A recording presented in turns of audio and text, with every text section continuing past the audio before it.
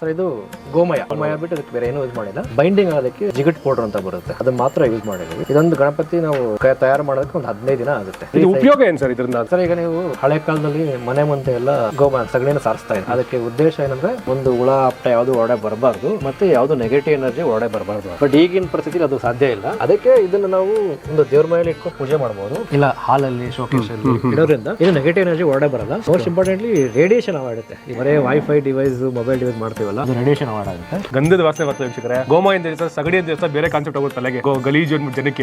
ಅದಕ್ಕೆ ಸಗಣಿ ಅಂದ್ರೆ ಅನ್ಕೊಂತೀವಿ, ಬಟ್ ಗೋಮಯ ಅಂದ್ರೆ ಅದು ಒಂಥರ ಬೇರೆ. ಇದೇ ಸ್ವಲ್ಪ ದೊಡ್ಡದ ಇಲ್ಲ, ಸ್ವಲ್ಪ ದೊಡ್ಡದು. ಈಗ ನಾವು ಯಾವ ತರ ಶುರು ಮಾಡಿದ್ರೆ ಇಲ್ಲಿ ನಮ್ಮ ಗೋಶಾಲೆ ಕೆಲವು ಮೆಂಬರ್ ಇದ್ದಾರೆ. ಈಗ ನಾನು ಅಷ್ಟೇ ಯಾವುದೇ ಮದುವೆ ಆಗ್ಬೋದು, ಯಾವುದೇ ಫಂಕ್ಷನ್ ಹೋದ್ರು ಗೃಹ ಪ್ರವೇಶಕ್ಕೆಲ್ಲ ಇದನ್ನೇ ಗಿಫ್ಟ್ ಕೊಡ್ತಾರೆ. ಅಂದ್ರೆ ಇದು ಕೊಡೋದ್ರಿಂದ ಅಡ್ವಾಂಟೇಜ್ ಏನಂದ್ರೆ ಒಂದು ಕೊಡೋರ್ಗು ಅನುಕೂಲ ಆಗುತ್ತೆ, ಯಾವ ರೀತಿ ಅನುಕೂಲ ಇದೆ. ಒಂದು ನೆಗೆಟಿವ್ ಎನರ್ಜಿ ಬರಲ್ಲ, ಮತ್ತೆ ರೇಡಿಯೇಷನ್ ಅವಾಯ್ಡ್ ಆಗುತ್ತೆ, ಎಲ್ಲ ಆಗುತ್ತೆ. ಮೋಸ್ಟ್ ಇಂಪಾರ್ಟೆಂಟ್ಲಿ ನಮ್ಮಂತ ಗೋಶಾಲೆ ನಡೆಸೋದಕ್ಕೆ ಯಾರದೇ ಸಹಾಯ ಇಲ್ದಂಗೆ ನಡೆಸೋದಕ್ಕೆ ಒಂದು ಸಹಾಯ ಆದ